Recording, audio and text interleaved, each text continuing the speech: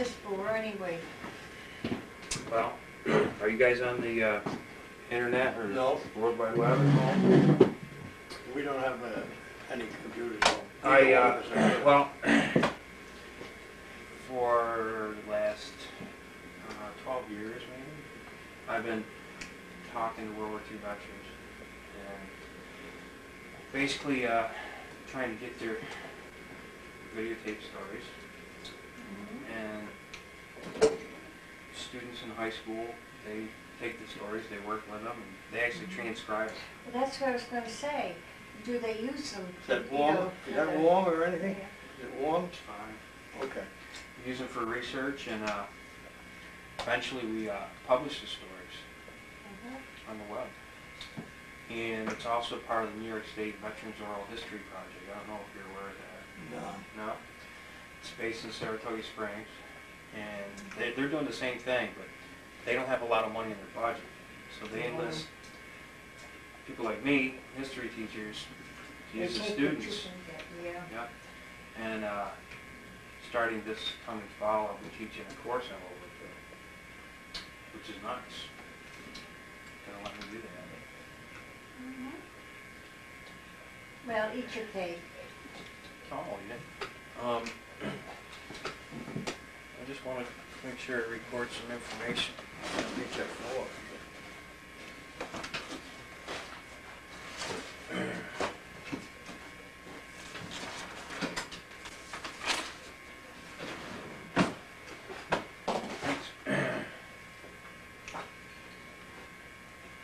All right. What day is today? 7/20. That's a good question. 7/22. The 22nd? Yeah. I didn't realize it. Papers in there, I can go look. No calendar in here? Oh, yeah, here's one. Here, what the hell am I doing? Here's a calendar. What's Yeah, this? it's Tuesday the 22nd. Very good. Jim, what's your date of birth? You said you were 3/12/1919. And you're 85, right? Not 84. I'll be 85 next March. 84, 1990, Yeah, same you. same as me. Yeah? I'll be 84 in October, All right, so your birthday is October what? 8. 1919. You're 83 then, Well, we'll be 84 You'll in be 84 in October. October. Don't rush it. Don't hold your breath.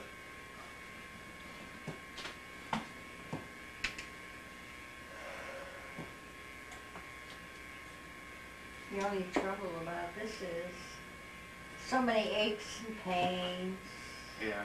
you know, I and got so frustrating. You can't do what you have always did. What you did. Then, My back is getting aged. yeah. And everything takes me about twice as long as it did before to do it. Yeah. What, But at least I can do it.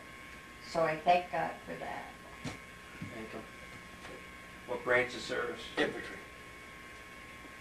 And your highest rank is what? What's that? What was your highest rank? Captain. I went in as a private, came out as a captain. Did you really? You went to OCS? Went to OTS at Fort Benning, Georgia. Right at the Pearl Harbor. Did you enlist? Huh? You Yeah, enlisted? well, you heard about the draft, right? Yeah. Well, I figured when they pass it, I looked up the numbers. I was going to get drafted in August. What the hell am I waiting for? I got a hold of a buddy of mine in Oceanside, Long Island, and we signed up. We volunteered. Get our year over with. Yeah, get And your, they made a big thing. We had a parade down in Long Beach. They had us up there. The bands were playing. First ones to go on the draft from that area, Long Island. So what month was that? November 1940. Pearl Harbor was 41, December. 41. I had a chance to get out November 1941, but they gave me a choice. There was 8 of us. They gave us a choice. We could get out and go in the enlisted reserve or stay in for 18 months more. And I was the only one of 8 that said, my father didn't have a steady job. I had a job with good humor, I think, what the hell, I got a roof over my head, clothes on my back, I got money in my pocket, I was playing pro. I came up here at Glens Falls in the winter of 41 and played in the Catholic place there. St. Mary's? St. Mary's. We came up with him, we played there, and we played in General Electric. I was having a good time. What the hell, I signed up for another 18 months. 1 week later, Pearl Harbor. Wow. And you know, I'll tell you something, that I find out that a lot of guys did this stupid thing, or said it. I was home on weekend pass in Oceanside alone. I went down to the local football field where the Catholic Church was playing. Father McElroy was coaching the team. So I walk up on him. I'd been out the night before. And I said, "Hi, Father, how you doing?" He said, "What are you doing here?" I said, "I came to watch the football game." He says, "You didn't hear about Pearl Harbor?" I said, "What the hell is Pearl Harbor?" I found out a lot of people said the same thing. Yeah. Where is Pearl Harbor? I didn't know that. Nobody knew where Pearl So- Harbor was. I went back. That was the beginning. And you two didn't know each other at all then? No, we met in Italy. But it's funny because you were from Hudson Falls at the time. What, He was from Long Island. I was from Long Island. and where were you when Pearl Harbor hit? What were you doing? I was working in the Glens Falls Hospital. As a nurse? Yes, I had my RN then. I was working in So the you're about what, hospital. 22?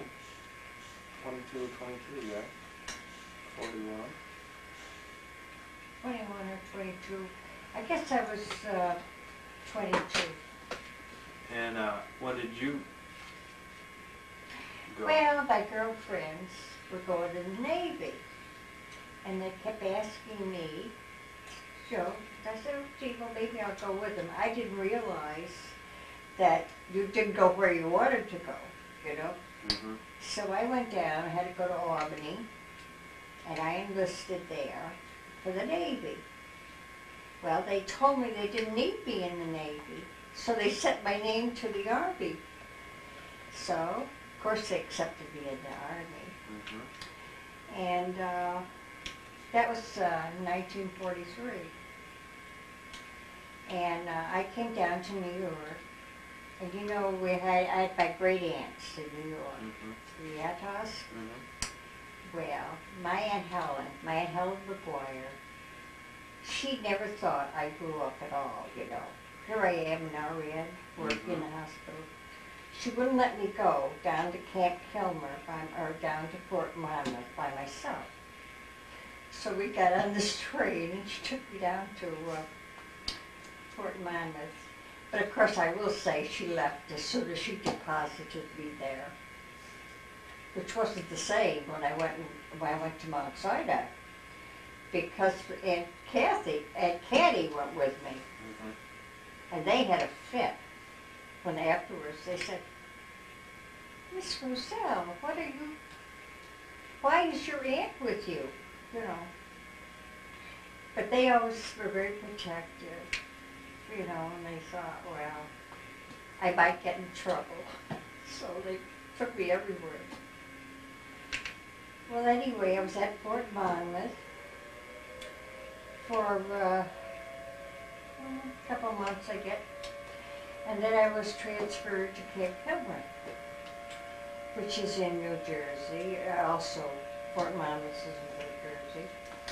And there, I was there a year, and that was what they call a station complement. But I had a girlfriend that wanted to go overseas. So she talked me into signing up for overseas. I didn't have to go because they needed us there, you know. Mm-hmm. But so I went, and we went over. They sent us to Virginia, to Newport News. And I'll never forget it because I wasn't used to it. We went into this barracks, and they had a pot-bellied stove for heat and everything because it was in the spring. And then we got on this ship, and we had an albatross to take us out for, I think about 24 hours, because we were traveling alone. And we had to travel, you know, total blackout at night. We had no lights or anything. And then when we got to Gibraltar, 2 destroyers met us. It took us into Iran. Oh, really? Uh-huh. And I was in Iran for, maybe 6 or 7 weeks. Cause, see, I came over as a replacement.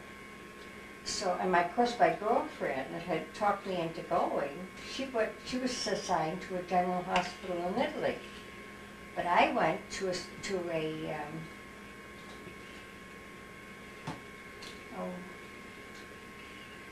station hospital. They call them station hospitals. And it was we were stationed in Iran.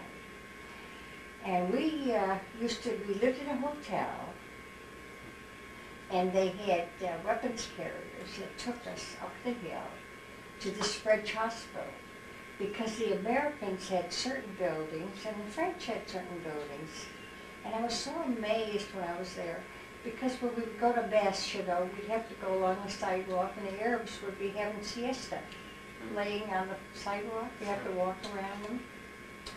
Well, I was there, I guess we were like detached service.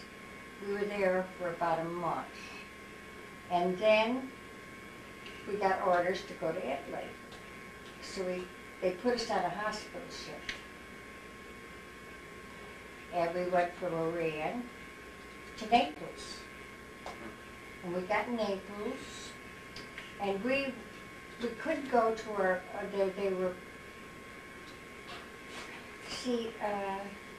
they sent a lot of the people ahead of us to set up a hospital in Leghorn, a station hospital. So the nurses and the doctors had to work on detached service. So they sent me to the 12th General Hospital in Mussolini's fairground, because they made that into a hospital complex. And there I met my friend again, because that's where she was assigned, to the 12th General. But when I was there, I had a very sad ward, because most of the boys were paralyzed. They had got wounds, spine. And it was sad. We had to do everything for them, write letters, all that stuff. And really, it was a big awakening to what I was going into when I saw that. So this was, what year? 1944? Mm-hmm. Yeah, that was still 1943. Was it really? Yeah, because I went over in 40. I came in the Army in 43. Mm-hmm. I was only in the States for 3 months, and then I went to Iran. I was only there a couple months. Then I went to Italy. See the world with Uncle Sam. Yeah. So anyway, by that time I had met him. I met Jim in Naples. And I got in trouble meeting him. Yeah. Oh, you have to tell me about that. I'm going to check the camera. Go ahead. My CO, a colonel, showed up with his girl at the club. You know, in Italy in those days, with the war and everything, Yeah. there wasn't clubs like there are now, but let's call it a club. You only had to drink was cognac. There wasn't whiskey over there yet, there was no beer yet. We're drinking cognac. And so this colonel's got her with him. So he gets up to go to the bathroom, and I said, what's a nice looking girl like you doing out with a jerk like this? You know? So she said, well, I don't know. He told me that he could get you to work nights, and then he would take me out. So the next day, he comes back to the table, and I said to him something about trying to beat my time. And I was out of order, I know that. He was chicken colonel and I'm first lieutenant. He calls me in the orderly room the next morning. He said, I thought I'd give you a chance to apologize. I said, for what? For the way you talked to me last night. He said, well, you had it coming. I said, I'm not apologizing. I had a chip on my shoulder. So the phone rang. He said, yeah, I got somebody. So I said, well, I don't have to worry about you. You're being transferred to an Italian outfit. Second in command of an Italian truck battalion. So I reported it was all black. The Italians, they might as well be black. So in those days, the Germans, if somebody refused to do something, bing, you're dead. So I always packed a 45. I never pulled it, but the Italians had it up here. So I got along pretty good with them, getting molto lavorati, niente mangiati. A lot of work and nothing to eat. That's all I used to hear. They weren't prisoners, were they? No, they weren't prisoners. But they were all You're soldiers. a co-belligerent. So I used to go down on the docks at night in Naples and steal food for them. And then they got a little upset because I didn't steal the K rations that had cigarettes in them. They complained about that. I'm stealing stuff for them to feed them. So finally we got orders to go up to Piombino, Leghorn, Italy. And we had about 90 trucks. It took 2 days. We left Naples, right up on the coast road, what they call the coast road then, Route 6. And we go through Leghorn, and I had a bivouac area I was supposed to go to set it up, because I didn't have a building yet. And I passed the station hospital. I said, third station hospital, Betty's hospital. Seventh station. So I walk into a tent, and I ask, is Betty Rozell in this outfit? Yeah, she's in the next tent. So I walked in the tent. I'll never forget the look on her face when I walked into the tent. But we were doing pretty good then, you know. So we spent about a year up there like that. It's fate, isn't it? Well, Yeah, I think a lot of it was because she shipped out twice. And, well, the first time, I didn't know where the hell it was. She didn't know where she was going either. We figured southern France. But she ended up in Leghorn, in the hospital. Then she shipped out of Naples again. And I was so stupid in those days. I'm in Leghorn. You look at a map. And I spoke to her on the phone. I called her up. She said, oh, my ship isn't going to go for a day. It's something delayed and all that. I got to spend another night in Naples and all that. Well, I turned around to my CEO and he said, why don't you go down and see it? So I got my car. It wasn't dark yet. And I drove all night long. And I had breakfast with her. She's kind of surprised to see me.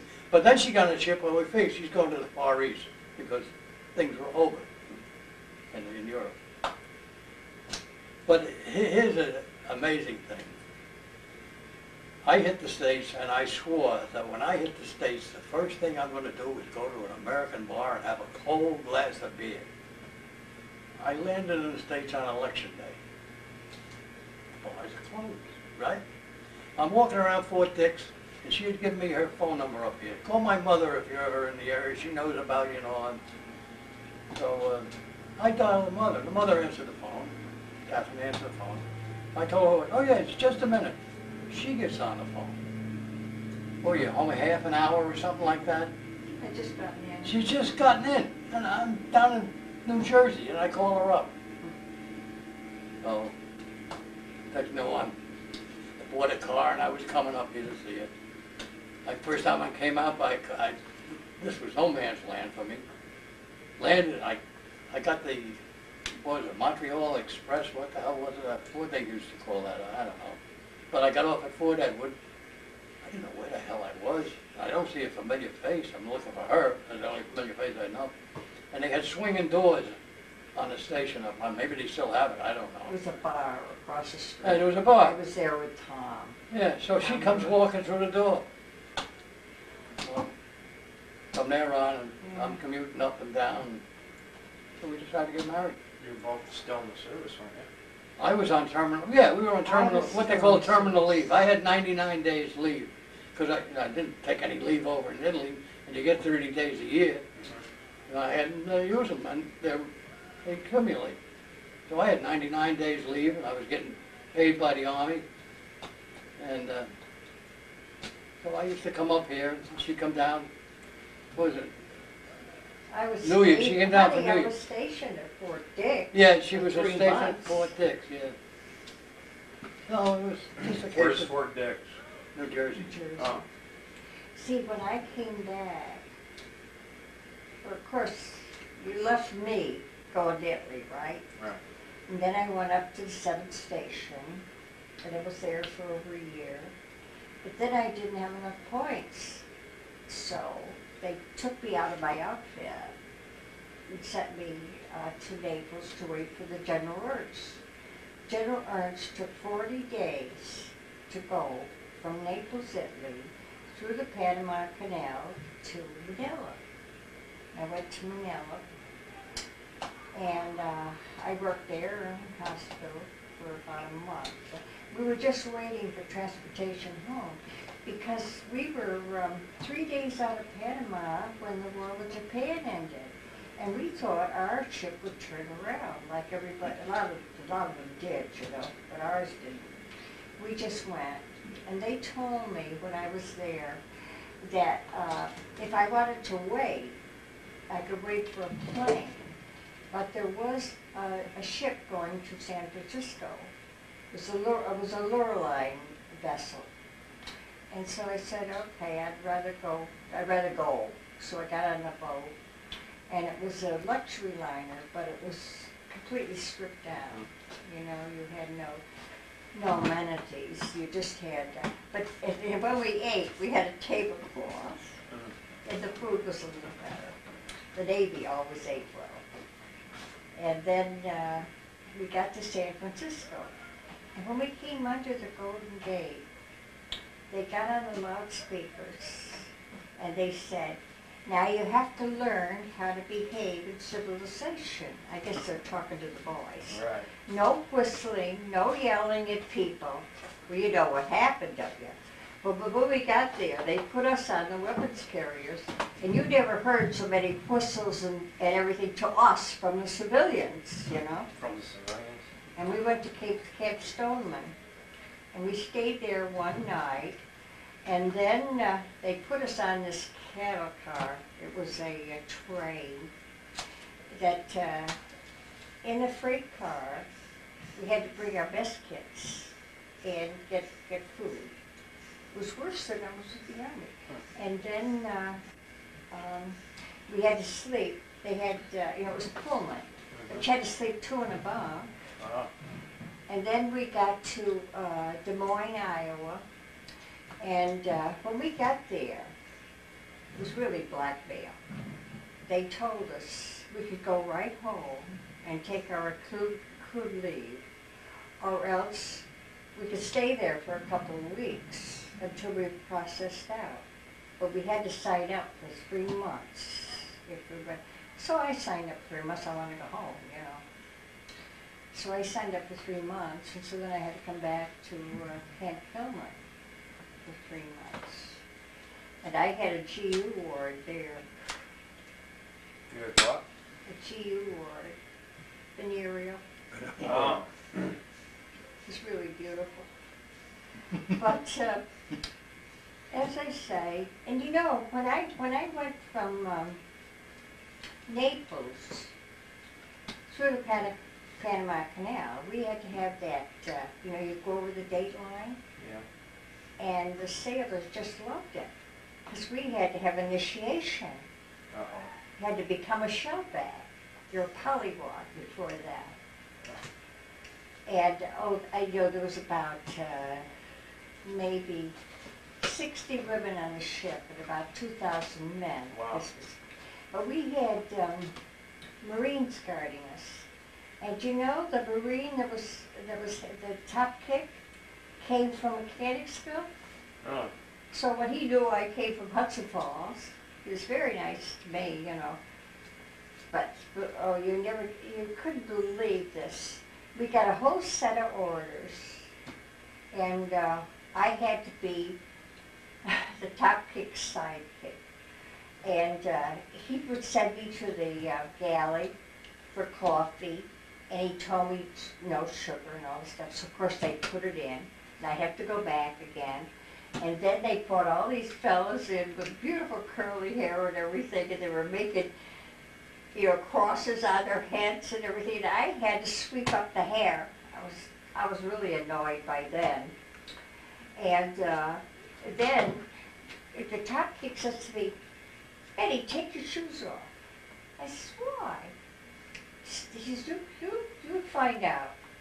So we came on the deck, and they got the royal court sitting there, you know, kidnapped too. Mm-hmm. And the royal baby is this big fat sailor, and he's got something that looks like a diaper on him. And on his stomach, they had painted Annenberg or something. We had to go on our hands and knees, go through the whole court, kiss the baby on his stomach. Then they had this big vat of water, and they put you in this chair. And one of the sailors says to me, be sure you say shellback when they duck you. Otherwise, they'll keep doing it. Because, see, we had to say pollywog every time they said, what you are. Oh. So, of course, I knew enough to say that. But then they take you up, and they got this long, it's like a ramp. And they had it all covered with engine grease. And here we are, sopping wet, fully clothed. Thank God we had our, the brown and white seersucker on. So they slid us down like this. They got sailors on each side with pieces of canvas, and they're hitting you as you go down. I tell you, by the time I got down there, I was furious. But then they got a guy sitting at the desk, and he gives you this little card that says, you are now a shellback. A what? A shellback. Shellback? You have gone through everything. You are now a shellback. So fine. So, and see, we could only have water certain times during the day. But thank God they put the showers on so we could have, because, there was a blonde girl ahead of me. And one of those sailors picked up a whole thing of engine grease and put in her hair, which I thought was very uncalled for, you know. And so anyway, we could go anywhere on the ship then. So the top kick wanted us to go to his quarters. So I went down with 3 or 4 other nurses. We went to his quarters. And he brings me, he's going to make it up to me, right? He brings me this big, I have it home. It's a big diploma like this. It's got kidnapped to the royal court.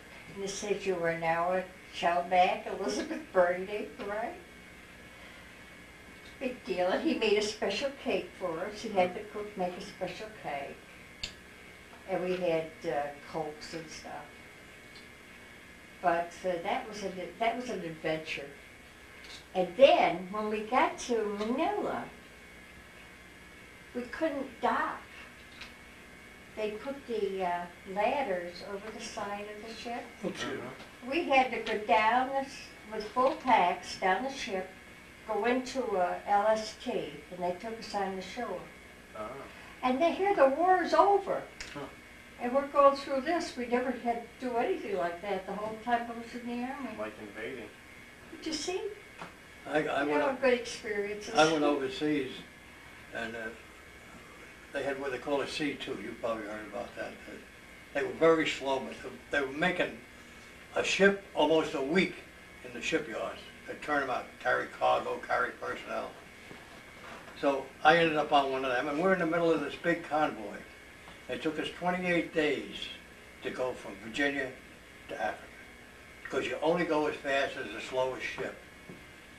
So they had, Navy boats patrolling the outside and all that. So we go through the Strait of Gibraltar. I said, oh, I see the Strait of Gibraltar. It was all blackout. I couldn't see the strait. And at night? Yeah, it was early in the evening, it was dark. So right in the middle of it, down the middle of the convoy comes this pleasure cruiser. And I'm looking at it, and I'm standing with a Navy officer, this place, there's nobody on that ship. The Germans are on there. They're taking pictures of this convoy. We'll probably get bombed tomorrow. Bombed tomorrow. The next night at sundown, just when the sun was setting, 6 German planes come over and they started dropping bombs. And I was scared. I'm in the middle of the Strait of Gibraltar, and they're hitting some ships near me, and they're hitting the water near where we were. And I'm looking at Africa, wondering if I can swim that far. About 5, it must have been 6, 7 miles for crying. I couldn't swim that way. But that's what I was thinking. So all of a sudden, 2 British Spitfires came out. And they shot down 2 or 3 of the planes, and the rest of them took off. I had to give those guys credit, man. They drove right in the middle of these planes. Well, they knew what the hell they were doing. There's no question about it. So we're wondering where the hell we're going. Of course, Axel Sally came on the air. We used to listen to her on the ship, and she told how they sunk a lot of ships and killed a lot of personnel. They sunk 1 ship, and there was no personnel like me, you know, soldiers and stuff going overseas. Nobody got hurt that way either. So we're going to Sicily, but we're probably going to land in Sicily, because we used to get ready reports. Patton was doing this, Patton was doing that. We were all convinced we're going to Sicily. So we passed Bizerti, and all of a sudden the ship made a U-turn and come back and landed at Bizerti. Where's that? In Italy? Yeah, Algiers. Algiers, okay, right. And it was all bombed out. Bob Hope had been there the day before, I found out. And the airport, they were working on the airfield because the Germans had bombed that. They were filling in the holes so they could use it. And they put us on trucks, and we rode out in the country a couple miles. Yeah. And we bivouacked in an olive grove. I remember that very well. But that's when I first came in contact with Arabs. We didn't call them Arabs, we called them Arabs. Hello. And Hi, hon. you go into Missouri, Yes, you he's know, here. it was all bombed out, but it was Yeah, people he's still in he's there. almost finished with the You walk down interview. the street, and it'd be loaded with people, and you don't hear a sound. Nobody Okay, talking, honey. no feet Okay. sitting on the Bye, ground. dear. And the women, you know, all the things on their faces and stuff. So I was there for a while, then we got orders. We still thought we were going to go to Sicily, but I ended up in Naples. And then that was an education. Walking down Bagnoli, which is just north of Naples, and these little kids coming up to me, "Hey Joe, my sister, Uncle Bona, how much?" Hershey bar. I didn't, believe me, I didn't accept any offers. It's very sad. But it was really something. So we ended up in the racetrack, which was Mussolini's favorite racetrack. It was a replacement depot. I was there for a couple of weeks, and then I got assigned to 36th Division up at Monte Casino. There was more casualties at Monte Casino than any place else in World War II, including D-Day. I'm telling you. Trying to take... Well, it was also, but the Germans were so good, shooting. and trench foot. I had 2 or 3 friends. I'd see them down in Naples later on after I got out of combat, and they were all smiles. I'm going home. I gave up a leg, but I'm going home. Trench foot, it's just, you know, you get an infection and everything else, and the only way they can cure it is cut off your foot. Get out of here. And they were happy as hell. I got 1 foot left, but I'm going home. I'm going home. That's the way they felt about it, you know. The only closest I came to having it, I guess, up there was in Italy. If you look at a map up around Monte Casino, there's a little stream called the Rapido River. Rapido is rapid, right? And here it was in February, and this river's really flowing. It wasn't frozen, but there was snow on the ground. And I had a detail to go across that river in rubber boats, 1 rubber boat, with these 6 GIs and another officer, and to see what the Germans were doing. Don't make any contact with them. This is the orders you get. So they had cleared the minefield out from here to there, and there was white tape down there. They put white tape. Germans will go, oh, bomb between the tape, you know. Oh, we get into the rubber raft, and just as we're ready to push off, they open up fire from the other shore, which wasn't far. Machine pistols, and they sunk the boat right away. We lost our guns in the river. This was February 1st, middle of winter, and I'm in the water. So I drifted downstream, not far, I think, it wasn't far. And I think, well, I gotta get out of the water. I get out, and I look at this big field. there's no white tape there. No, I don't know. But I'm scared to death, there's no question about it. So I started crawling, and as I say, it was about from here to the next house, across that field. And it took me over 2 hours to go that far. You know, I go like this, nothing happened. And a little bit more. Well, we finally got back, of course, and I went up to battalion headquarters to report, told them what had happened. And they said, don't worry about it, Lieutenant. Probably just a couple of jerrys out to take a leak. We'll do it again tomorrow night. And I hear this ruckus outside his headquarters. And I go out, and there's my sergeant who had come in at NGO. He was a hell of a guy. And he's out, kill that son of a bitch. What does he mean they're out to take a leak? What the hell? And he's sitting there smoking a cigar. It took 3 or 4 guys to hold him back. And finally I calmed him down and we went back. So I figured, well, we got to do it again the next night. But they called it off. And instead of going that way, of course, we went around this way to where there was more mountains. And we up. And my last day up there, they were shooting at us from the Abbey with machine guns and rifles. That's how close we were. They said there was no Germans up there, but somebody was shooting at us. I know that. And, didn't they bomb the daylights out of that? oh yeah, no, I'll get to that. So they were throwing artillery shells, and all of a sudden I see that my arm was bleeding and stuff, and I didn't know what the hell happened. I was scared to death, no question about it. So I get down, I go to the aid station to get it treated. So I'm standing there talking to the officer taking him, and I says, Woods, Sergeant's name is Woods. I said, did you ever Sergeant Woods come through here? Oh yeah, he was here yesterday. I said, well, how is he? Well, he's had it. I said, what do you mean, was he hit? No. He says he's out of his mind. All that combat, you know. We went on this patrol and I looked at him, I said, you know, Sergeant, you've got your safety on? He said, I don't take it off until I see a German. And he says, I haven't taken the safety off here since Anzio. That's a long way. But that's the way the Germans are. I mean, their non-coms were better than our field officers when it comes to military knowledge and stuff like that. Now, I had a great lot. Well, anyway, I'm laying in the hospital and I hear this awful roar. What the hell is that? I looked out at the tent flaps. I never saw so many planes in my life. There probably was more sometime or other, but I'd never seen that many planes. And they bombed the Abbey. And all you could see was this big smoke and dust.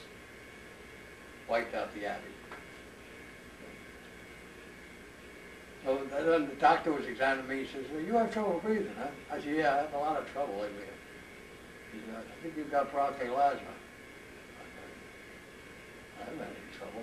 Then I remember I used to play ball, and if the gym was hot, I could run like hell. If the gym was a little cold, like not a big crowd, I had trouble breathing, but you don't give it a thought when you're in your early 20s, you know. So they listened to me. They said I was limited service. I couldn't go back to my company because nobody in the infantry who can't breathe belongs up in the infantry. So, saved my life. Huh. What it really did. That's how come he got an Italian battalion. Yeah, They put him on that- limited service. well, they don't send you home, you know. I mean, after all, I was physically all right. I had trouble breathing under certain conditions. So at first I went with a black battalion, a black company. And then I told you about the fight I had with this, with the colonel. He shipped me out to the Italian battalion. And that was the greatest break I got overseas, as far as that goes. I ended up with her, didn't get hurt. Yeah, we had a ward, you know, that had German prisoners. Oh, you did? Oh, yeah. And I felt so sorry for them because they had men, old men, and some of them really weren't able to fight. They had ulcers. They had a great many physical deformities, you know. But they put them in the army anyway, and they were scared to death because on the same ward we had 2 SS men. Did you really? We know they were. They were great, they were something else. And they scared the other ones so bad. Well, fact is, one time, one of them knifed another one. I think they knifed one of the SS men in the lavatory. Okay.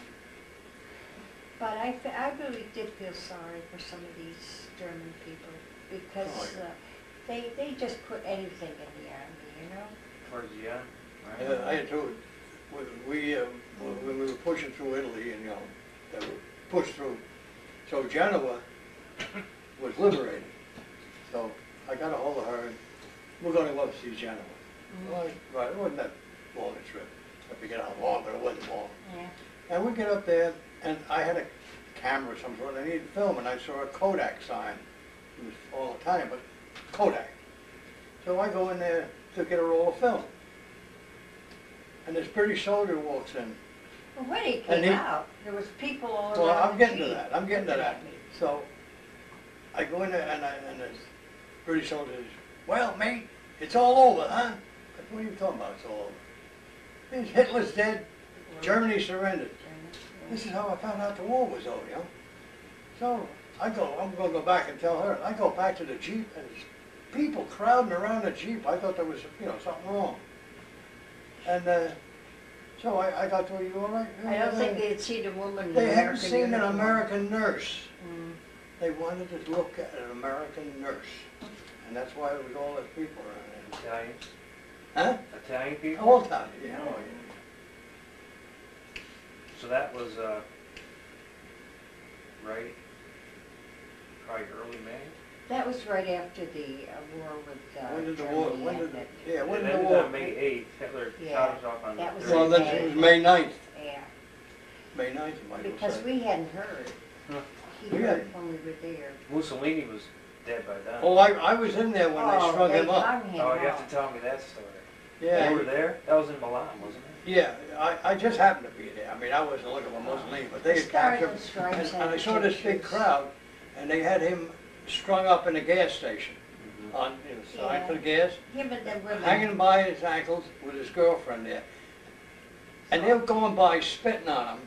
His eye was hanging out, and they're kicking him. He's dead, but they're doing this, you I know. thought that was so And cool. and then with her, they tied her dress around her knees, and she's upside down, but they tied her dress around her knees. Weird. Italians do some weird things, I'll tell you that. They're very emotional people. Very emotional, and I don't know. Of course, a lot of them that hated Mussolini, they just had to go along with They him, had, you they know. had no choice. Well, he did an awful lot of good for that country. I Oh, mean, he roadway, You should've railroad, seen that and there. Rome. Some of the monuments he built, like the Victor Emmanuel Monument, it's beautiful. I mean, I looked, I couldn't believe it. And on the wall, they had all the good things he had done.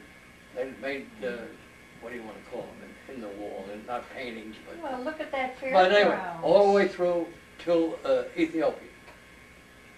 That was We it. were able That to was use good. all those buildings for hospitals. They had gorgeous buildings. She got to meet the Pope. Oh, I did too. You met the Pope. Oh, I saw them. Pope Pius. What? 12. 12? Yeah. Pope Pius the 12th. I did, and they talk about him now so Yeah, much. they say he but I was don't think side it's with a true. I don't German. think it's true. I don't But think the Swiss guards, you know, they all got to be 6 foot or more. Come over and ask her if she'd like to meet the Pope.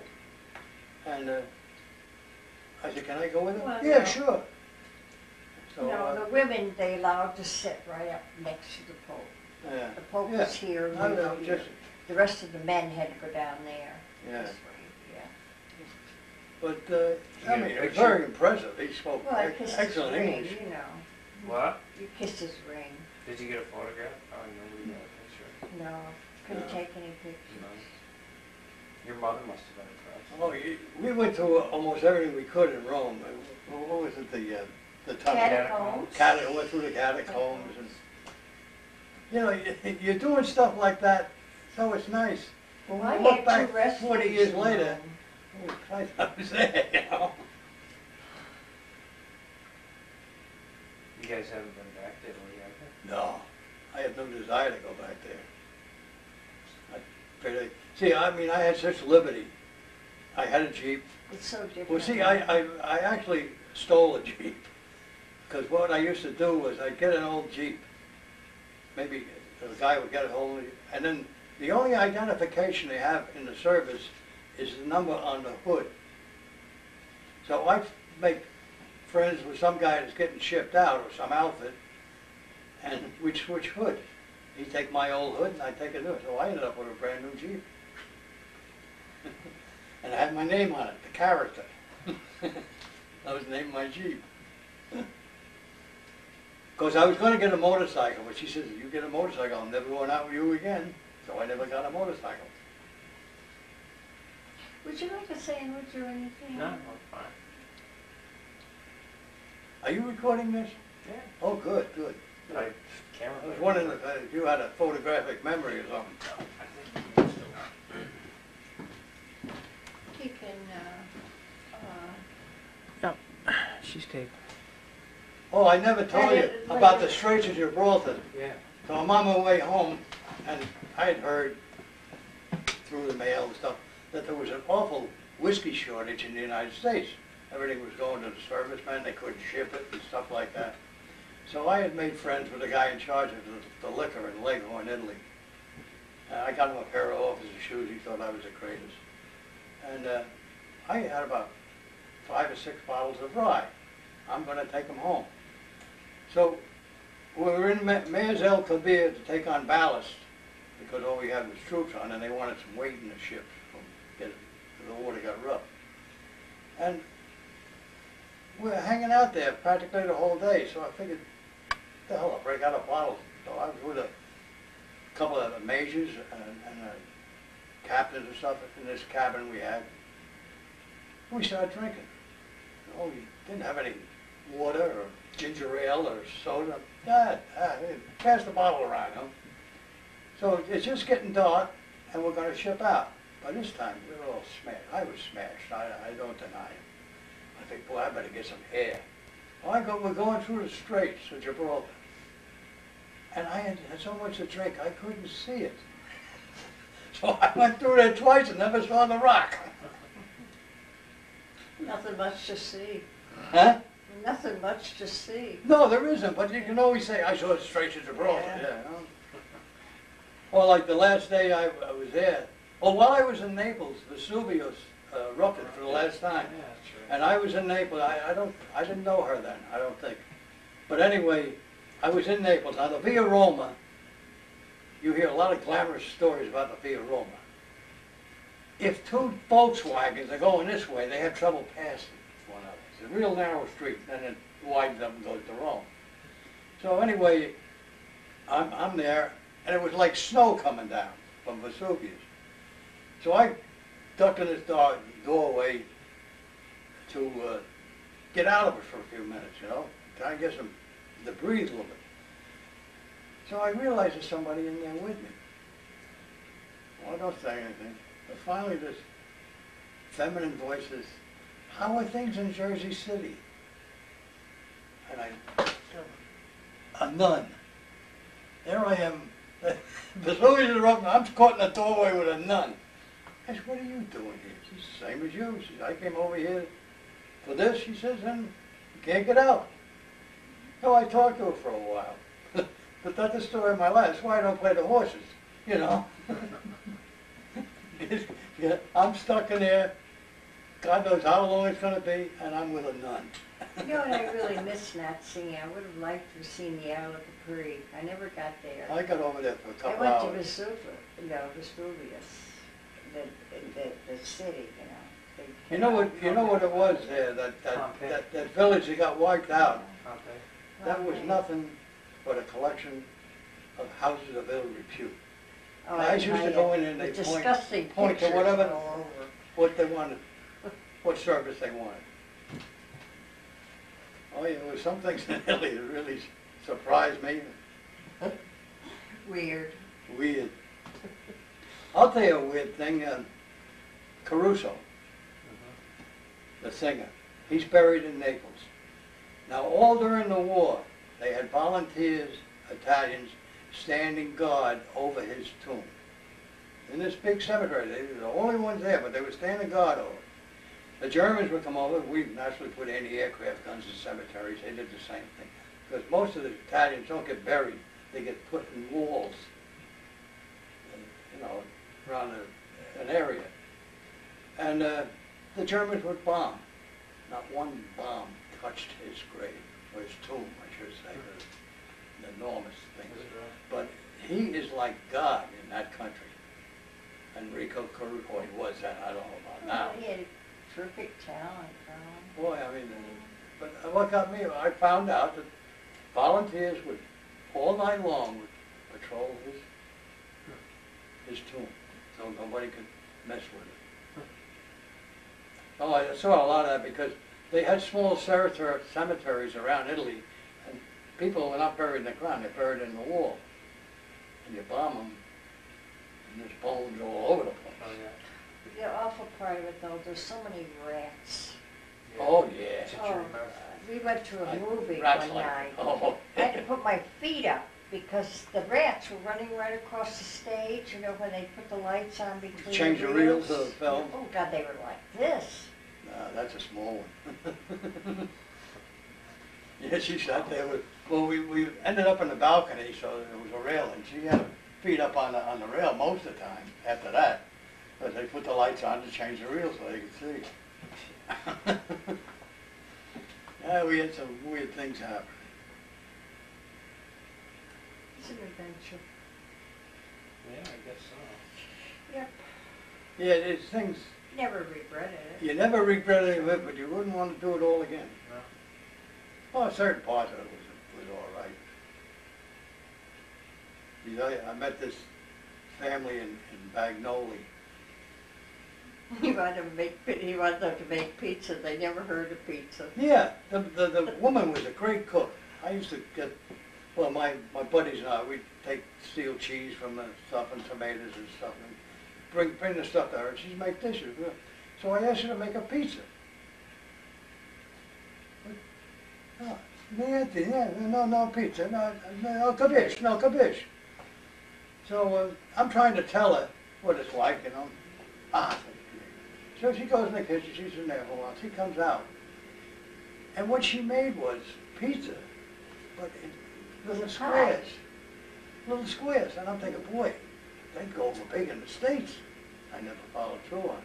But it was delicious. She listened to me, and well, she was a good cook anyway. He had enough spices and stuff in it. He had a artery. He was Italian. Oh, yeah, Giacomo Machini. And he took us to his house.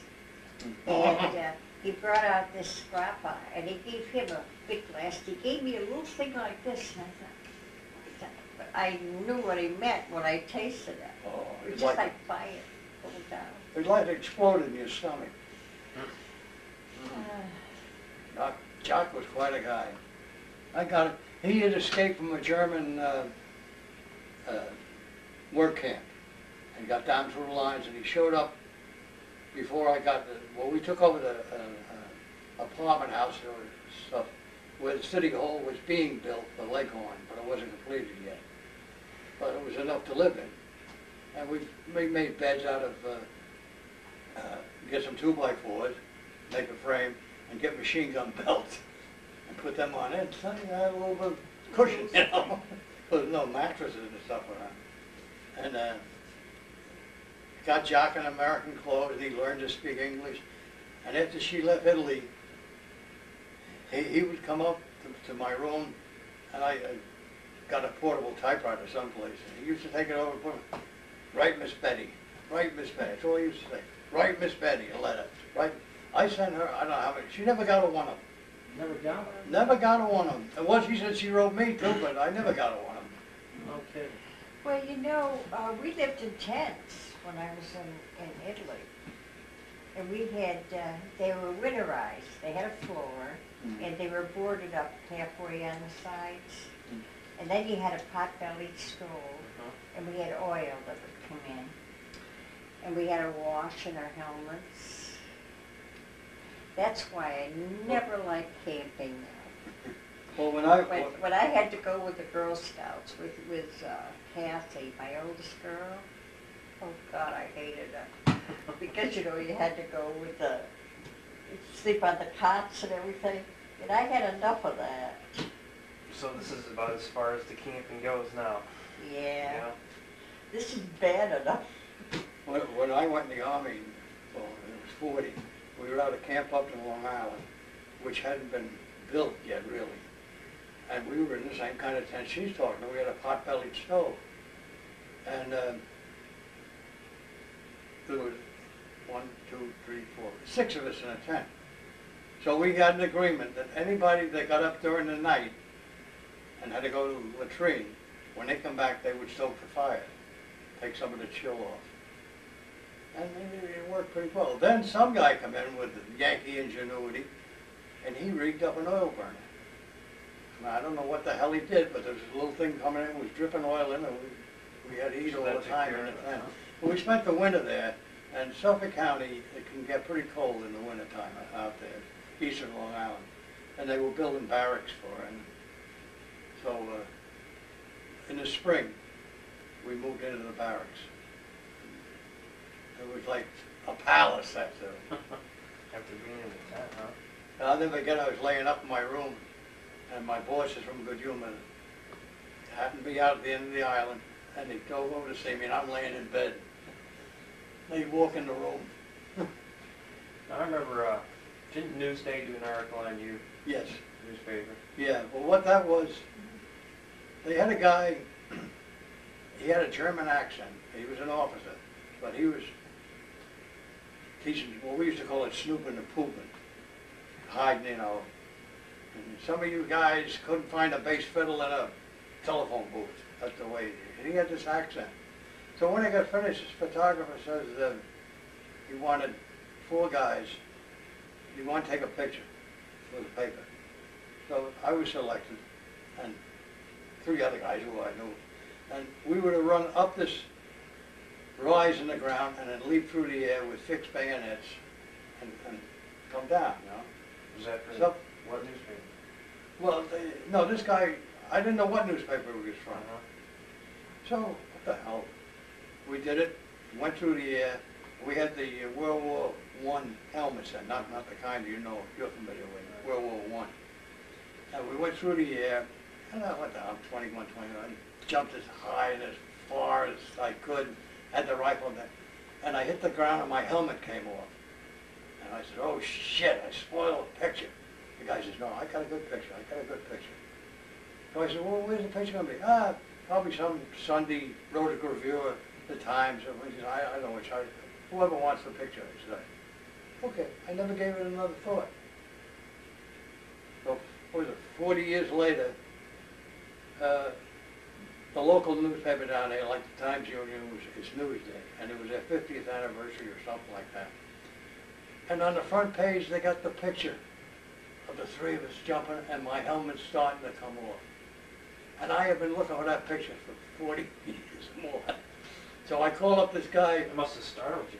Oh yeah, I said, that's me, you know.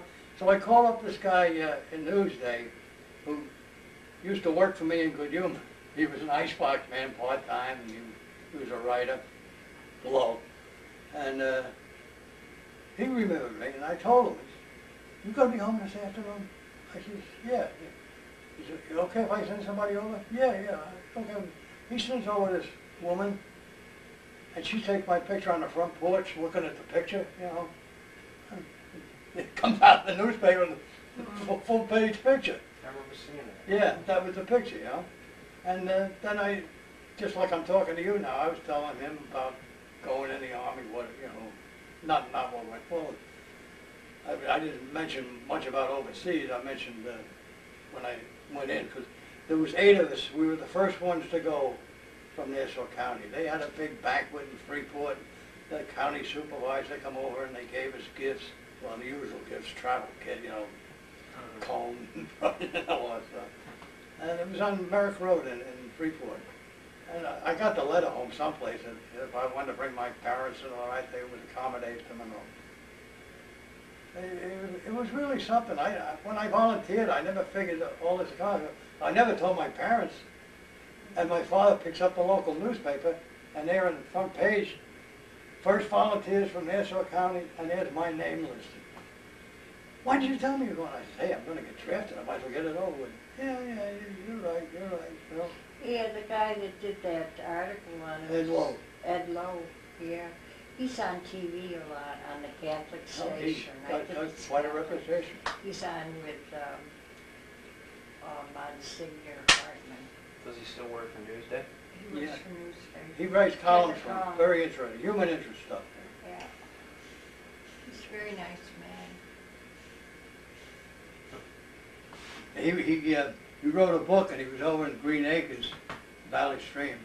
So I went over, and he was talking to people, so I'm standing in the back like this, looking at him. And he stopped, and he looked at me. He said, I gotta change the subject for a minute. That guy there who used to be my boss when I worked in the cold room of Good Humor Ice Cream. So I had a Good Humor cap. We had caps for a while. So I had taken it over there, and I gave it to him. Just, you know, friendship thing. But he's a good guy.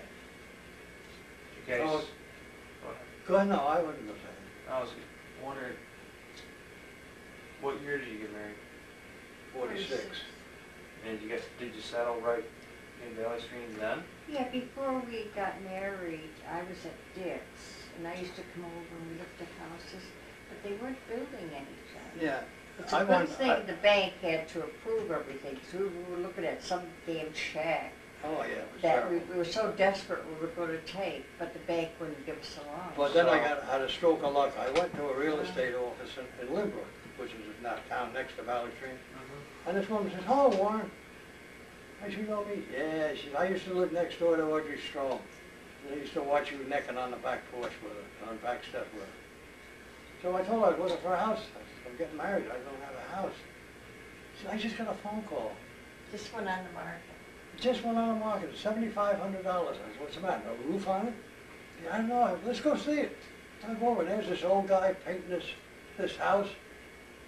This house for sale? Yeah, but I'm not letting anybody have it till I finish painting it. I wouldn't sell a house to anybody They had a that looked like weird this. couple in there though. And they had a couple in there. They were paying $40 a month rent.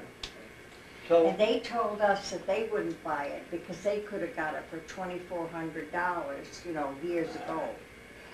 And, but we were desperate, so we took it. And now it's worth $260,800. That's what they assessed it at. And I was so mad because I was sick of my taxes. So I called them up.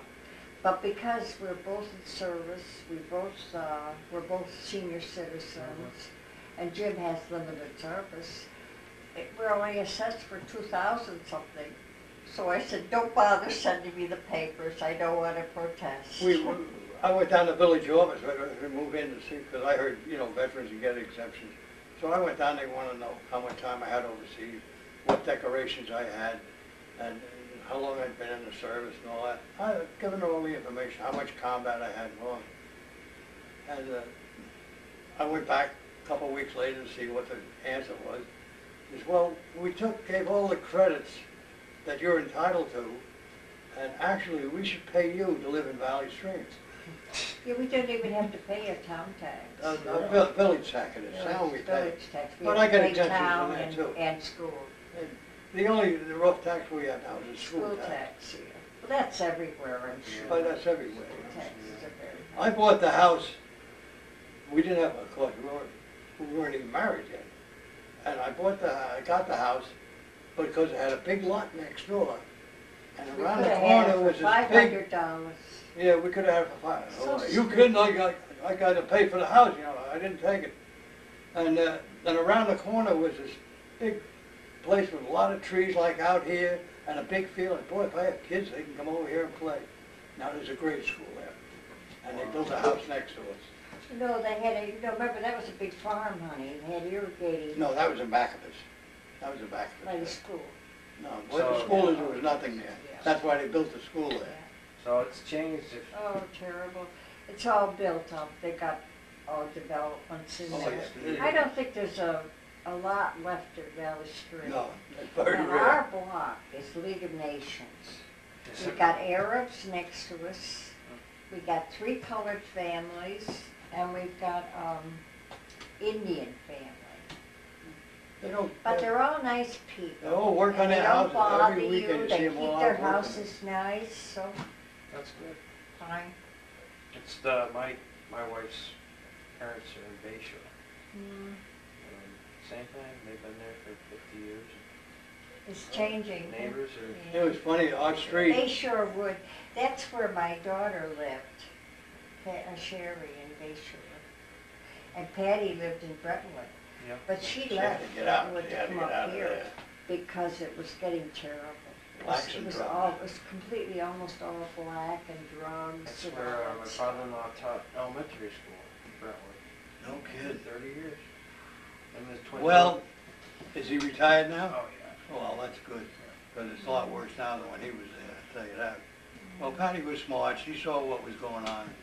They moved up here. And then she moves up to Hebron, and the kids go to school in Salem, right across from the jail. Right. Right? Yeah. And she said you can't get away from it, you know. What I liked about when we bought the house, I said, if I ever have any kids, I'd go down the end of the block, and it was not quite a dead end, but you could turn left, and if you went right, there was nothing but a forest there, trees. I thought, oh man, kids, if I have any kids, they can have a time. It's all houses now, all houses. And our street, we used to play, when Jimmy and them were growing up, Yeah. used to play baseball in the street, or touch tackle in the street. You better do it Now now. it's trouble getting across the street. It's Run a it over. runway. They've Oh, got stop like a signs in speedway. each corner. They But got stop people, signs, people but don't care. They go right they through. roll through it, and there's one of them at one end of the block, on the western end, there's a little hill, as you stop at a sign, and there's a little hill coming, and it does something to the younger generation now. Once they slow down for the stop sign, I'm not saying they stop, I think 90% of them don't stop. They hit that hill, and it does something to their mind, they gotta hit the gas, and they go by our house, man, I'm telling you, hear those motors roaring, and there's a stop sign at the other Be end. careful of our animals. Yeah, the cats and stuff. And at the other end of the block, there's another stop sign, and they roll through that. And people were complaining, why did they put a police car there? They can't put a police car there. They Sit do. there all day. I've seen But it. they cruise around, and they nail people. No, do that, but not many. I've seen a police car sit around the corner there. I have too, especially when schools let now, with the black kids. Yeah. They start fighting, they don't care what else. Come on, your lawn, start fighting. The language, man, I Oh, can't the believe language of those kids. The girls are worse than the boys. Everything is MF. Everything. Times change, so It has kids changed. use terrible language. They use the F word constantly. Yeah. It's disgusting. Yeah, it's changed, but I mean, so the kids say, why don't you sell the house there? Well, what am I gonna do, start my life over again? I ain't got no life left. This is. Well, you don't want to change. I don't I wanna- have my own Wait, flaws. she's got friends there, I got friends, I bowl twice a week, I know the guy. And one of my best friends runs a funeral home around the corner. I bowl with him on Monday. You're all set, right? I'm all set, we paid him and everything. Yeah, I'm all Yep. set for that. and I'm very active in my church. So, You getting any stuff out of this? Yeah. And what are you gonna do with it all? I'm gonna make we have to So- edit him, see what he wants. the, gonna put it on a regular tape, because it's not one of those little ones now. Yeah. And give it to a couple of my students, probably about, I don't know, maybe this fall. And what they're gonna do is either play it back, Yeah. maybe type what he said, what she said, what I said. Where are you working? Hudson Falls. Oh, in Hudson.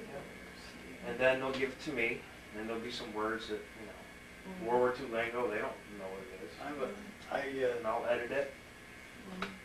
When I first came up here, I was still playing ball and stuff. And I went in Hudson Falls High School, the old one, on Main Street. Yeah. And I went, how the hell they played basketball? Down in that gym, I was 6th grade. Yeah, that's where I graduated from. We played up in Glens Falls, well, at that church, she always had to give me the name of it. St. Mary's. St. Mary's. St. Mary's, we played there. That was a good deal, because I was getting $10 a game. I was making $36 a month. And we come up here and play 5 games, I made $50. I couldn't get over, you know, we used to have the Economy Store and all those Oh my stores God. there. And now they've got all those big Oh, high rises, yeah. senior Well- center. And don't they have a sport complex there? And Hudson Falls? In Glens Falls, I'm talking Oh, about. the civic on, center, yeah. Yeah, the city center there. Oh, that's a big thing, they have the state That used to championships be there. all stores Right. there, Yep. yeah.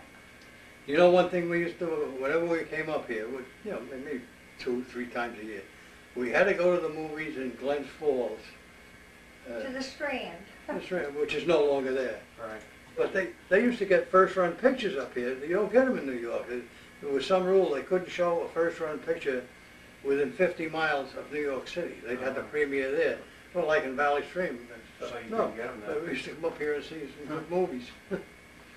And we used to get, well, what's the beer I like? Genesee? He likes Genesee. I come up here and they didn't have any Schaefer and stuff like that. Everybody had Genesee, and I got a liking for it. When I come up here, I drink Genesee beer. Not My that- sister would never drink anything but Budweiser. Oh, I know. Oh, my, So when the my the son. kids come up, they brought me they served, you know, like their other mothers and things, because they all come up to see me. Except if I haven't seen Michael, or, they don't see him either, Michael or TJ. Oh, yeah. I haven't seen them in a long time. I Let me haven't get- seen him since my sister's Yeah, funeral. I haven't either. I'm gonna go out and get my camera. I just wanna take a couple pictures, okay? Oh, let's take a picture of Matt. Huh? Take a picture of you. Yeah. Check this. Yeah. You know what, lived with us My for a brother while, never told me that. and I had him on a bicycle in Queens, Fresh Meadows they were He called. was a county He sheriff. wasn't making big money. Then he'd be home and he'd say, anything you want me to do, Jim? Well, the Because I county was sheriff working all the time in the office. summer. So my front lawn, which is small, but it had it was about this high above the sidewalk and I would go down. And even in those days, I said, boy, pushing a lawnmower is a pain. It's a tough job. So I said to him, why don't you level off the lawn? What I do is up there, there's a creek down there. You See, can here dump it it is down. right here. Two brothers, Percy and Virgil, died before him. No, he ended up leveling the whole front yard. Well, it's not big, but he leveled the whole thing off of me. Yeah. Then when he was married, I had him on a transport, I didn't delivering know ice you cream had a to the son. beaches, Never the kids that I had down there. That was the highest paying job in my operation.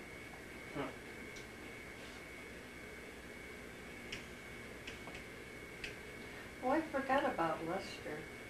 He was the oldest. And Vivian. Yeah, I know Vivian.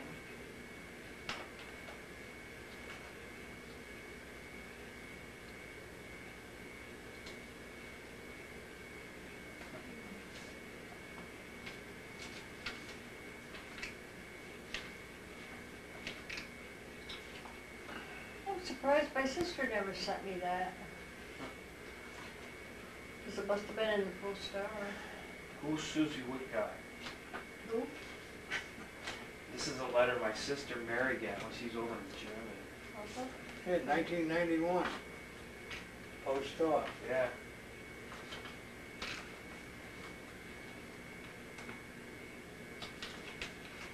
This girl was in.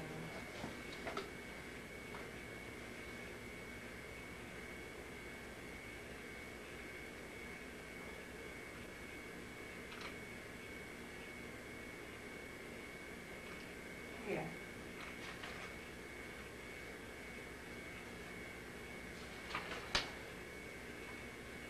I thought it was Ann Woodcock, because I was supposed to be named after both my grandmothers, Elizabeth Ann.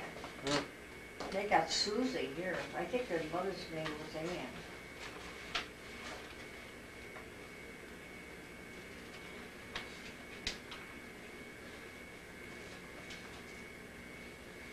He from Germany.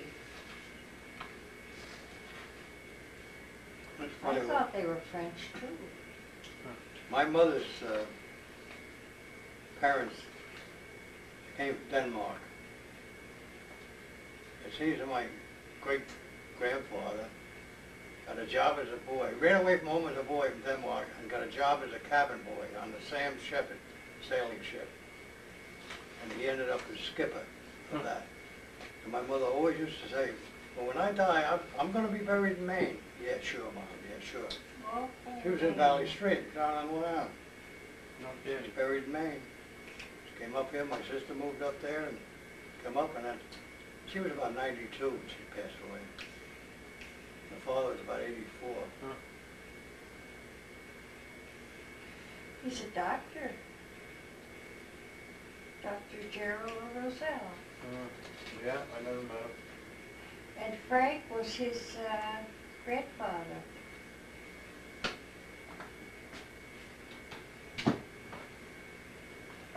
He's up in Maine. I wonder how he landed in Maine.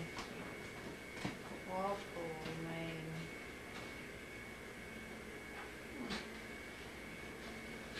That's interesting. Yeah. Very. But I think her name was Ann. Man.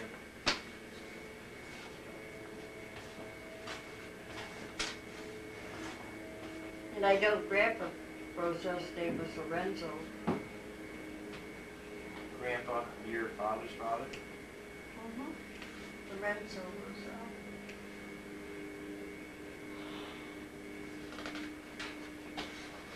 And I think he would know her Yeah. because she lived with Uncle Frank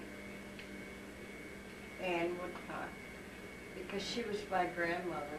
Uh-huh. And So, she yeah. lived with Uncle Frank until she died, I think. Because Lorenzo was dead. I never saw him. No. Never met him. No, never met him. They had quite a few children. When did your parents get married?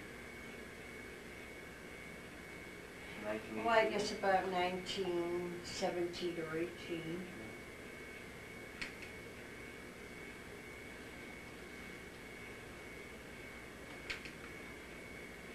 Because I was born in 1919, When was Helen born? 1920? 1920. Tony was 12 years younger than me. Yeah.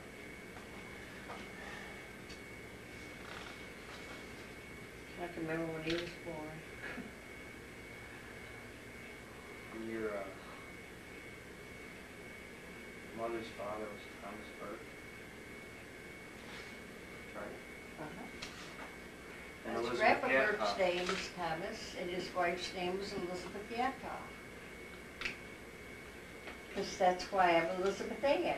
Elizabeth for Grandma Burke, and Ann for Grandma Woodcock.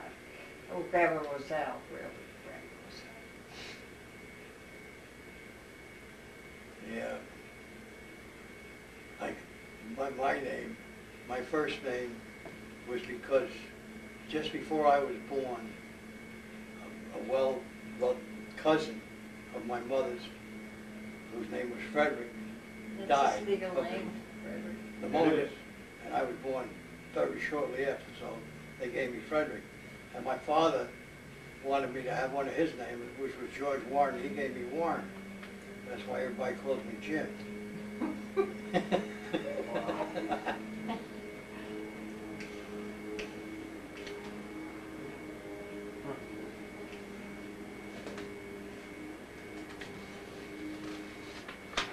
Now, one of my best friends gave me the nickname Jim, and it stuck.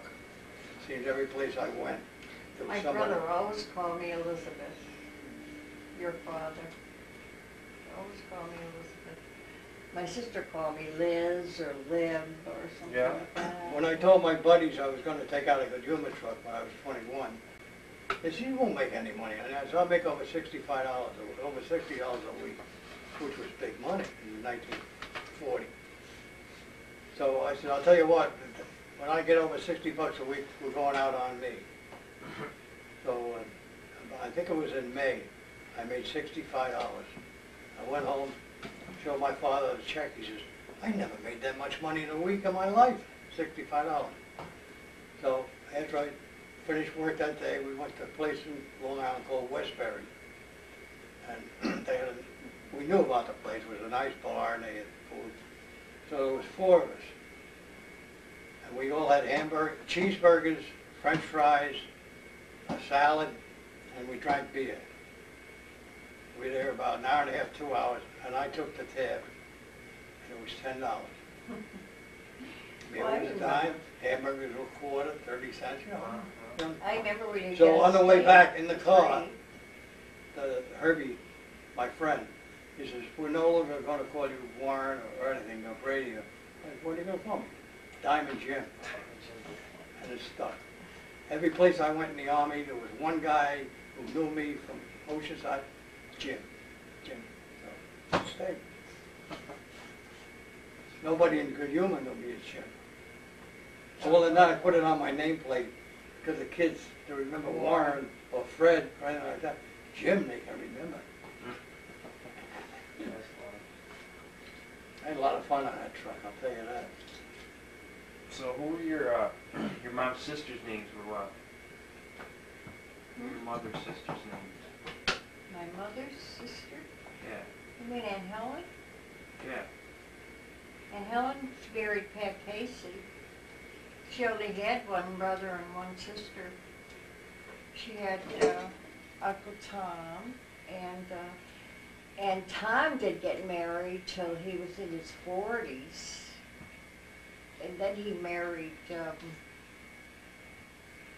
Marguerite. She came Canada. from Montreal. Well, that's Canada. She was Leo's niece, my godfather, Right, okay. stepfather. So, that one.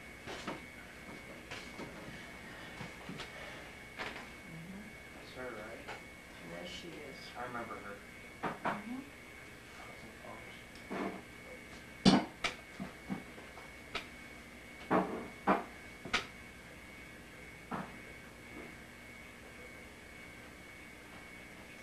So where do Aunt Julie come in?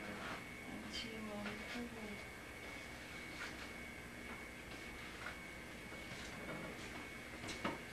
Michael Burke. He used to live in Florida, but he's now in New Hampshire. Matt, you want something to drink? No.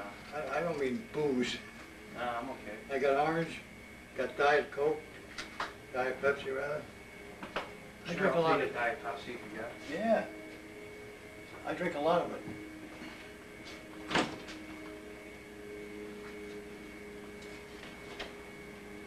Yeah. I got a kid. I belong to Catholic Daughters.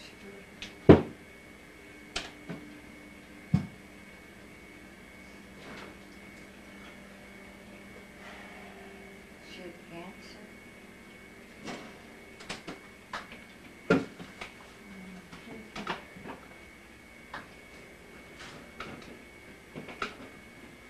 So what about Aunt Julie, I guess, is my question. Well, that's, that's Lizzie Gatta's sister. Julia, Catherine, Helen, and, oh, there were a lot of Yannas. It was Dick and Seward.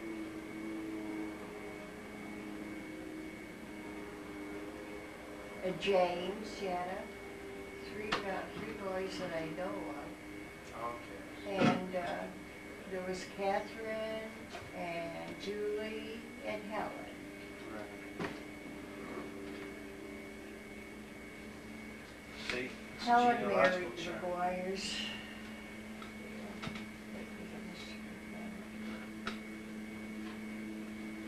I'm gonna be out of this. I have this, I think.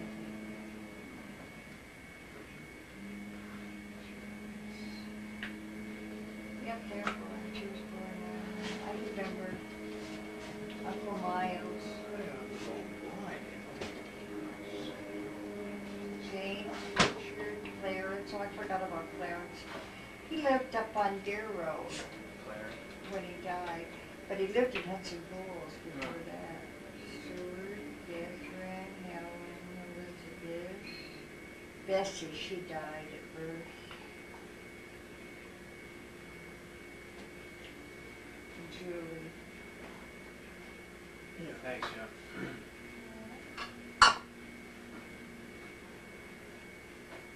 Jen, Julie.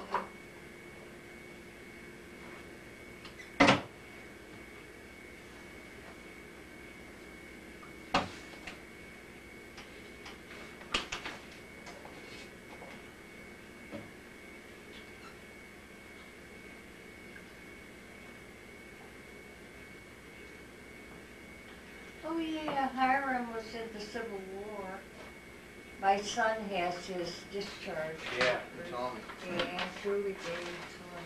He's going to be up here Next for week. 2 weeks next week. Tell me with his family. Yeah, he'll probably call you when he comes in. And he'll bring his dogs.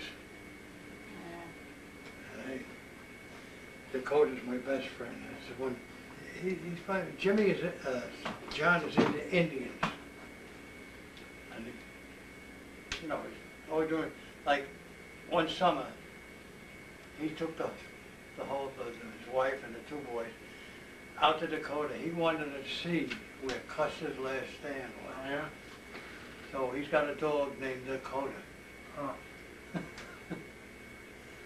He's really into Indians.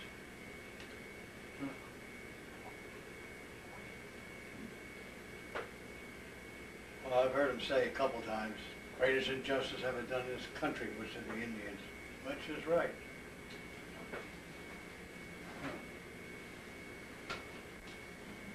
Yes. You ever hear of the Black Rock Forest? Out by West Point? That's where he is, right? He's in charge of it. Yeah. Been there, I think, 25 years. Not big money, but it's adequate. Now his wife is working there. She works there in the office. It's really built up. It wasn't owned by Harvard University.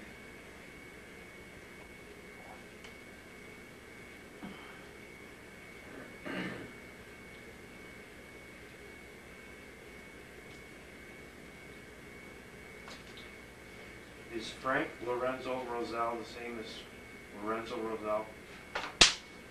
Well, Frank, well, no, that was my Uncle Frank. That was my father's brother. Your Maybe father? he had Lorenzo as a middle name. His father's name was Lorenzo. Okay. I don't know these people at all. Yeah, that's the Yatta clan, I guess. Yeah. That's William. I didn't know him.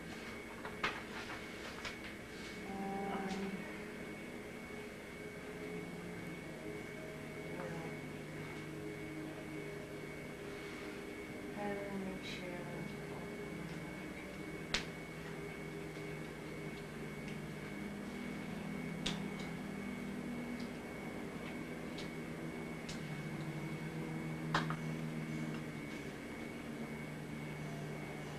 What is this county, what? I can't see too well, I don't I have the backward generation. Where was, Graviata born? Colleen Jones, Catherine Jones? Catherine Jones, yeah. Where's she born? It says there, but I can't read it. It says buried. It doesn't say where she was Oh, it born. doesn't say where she was born. It It says said buried she was in born in Union Ireland somewhere there. Cemetery. Right. Yeah. Where was she buried? Union Cemetery. Oh, that's right, that's right. Because I know their plot is right behind the Civil War soldier, that's Right, where it that's goes where to Hiram it. Yeah. So, what were your father's brother was Frank? Frank and Allard. And what? Allard, they called him Allie, but I think his name was A-L-L-A-R-D, Allard. Is that it? We always called him Uncle Allie. And there was Frank and Louis, my father. Right. And there was Nat, I don't know what her name, I think her name must have been Natalie. And there was Emma, she married, and her name was Simpson. She married Kenneth Simpson and Emma. So he had a sister named Emma? Yep. The fact is, she lived on Sanford Street. I was born on Sanford Street, right across from where they lived. Oh, yeah? Yeah. In Glens Falls? The Glens Falls. And they had the corner house. And Kenneth was much older than me. That was her son. That's funny. He played drums or something. My sister knew him quite well. I didn't know him only when I was a child. And his father was Lorenzo, and mother was Kim. Her father was Lorenzo too, yeah, and Emma. That's funny, because we named our daughter Emma. Our oldest I one. know you did. We didn't know that. Yeah. We didn't realize it. Well, her name was Emma. I think she must be dead now. She definitely must be. Yeah. I don't know whether Kenneth is still living or not. Her son. You have something I wish I had all my life. What's that? Your left hand. Why? I don't know. I played a lot of basketball, and I always used to admire left-handed basketball players. Don't ask me why. Uh-huh. I developed a little left hand. They just seem to be more graceful than right-handers. And see, all those people had children too. Yeah. Uncle Allie was married twice. Maybe he was married to Aunt Nan, I don't know. Maybe they only had one girl, Emma. Trying to think.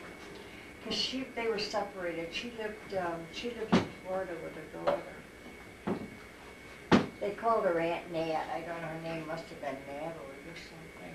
But I think she was his first wife, Alan's first wife. And the second one was who?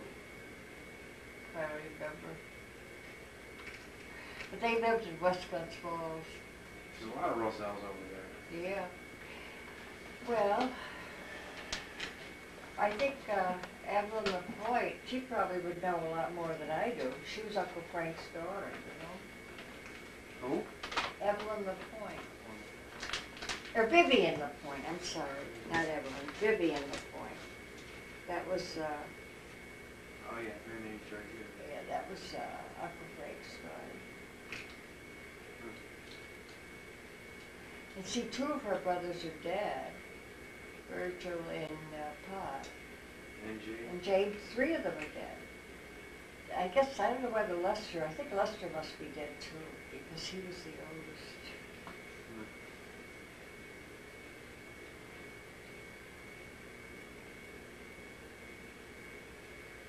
Vivian would probably know more about the family than I do. Well, you know, Helen used to see her once in a while. She used to tell me, you know, she'd see her. I never met her. I haven't seen her in years. I wouldn't even know what she looked like.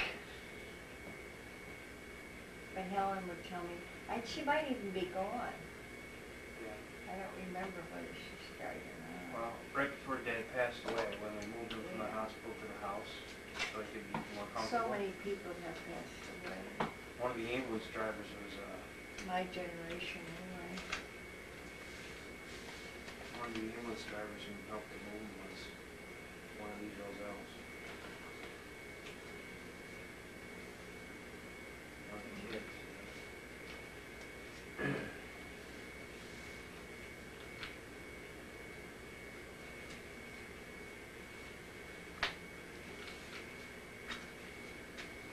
So when are you guys heading back? Saturday? We're going over to Pat's. We go to Pat Saturday and leave there Monday morning. We usually leave on Monday. You know, I used to come up here and see, I made it 10 minutes faster the last time. Take your time. I used to come No. up, you know, now I come up. I didn't want to come back on Monday. I take the Because I have to work, I'm in charge of the kitchen at Bingo down at church. Yeah. And I have to be there at 7 o'clock in the morning, so I don't, you know. Yeah, we take it easy. I had a good rest anyway. And then I'm president of the Legion of Mary, and I have that on Monday.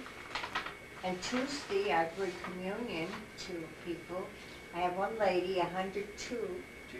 She's marvelous, I tell you, very clear, and the other one's 94. She's not clear. No, she isn't, too bad. And then I volunteer, I'm also belong to St. Vincent de Paul, and I do pantry. Oh, yeah? We give out food to, we really have a lot of people now that come in for food. Really? Yeah. There's so many people that lost jobs. And we have a lot of, Just the economy and stuff? we have a lot of Spanish people that are coming, immigrants. Yeah. And some of them, are not legal either. But the church takes care of them, If they're hungry, you feed them. Yeah, for the future of the church, seems like.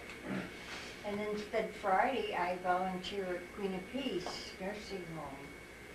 I love it there because the nuns are so lovely. That order started in France with Jean Jagan, and she's been, she's up for sainthood now. Oh, yeah? Yeah,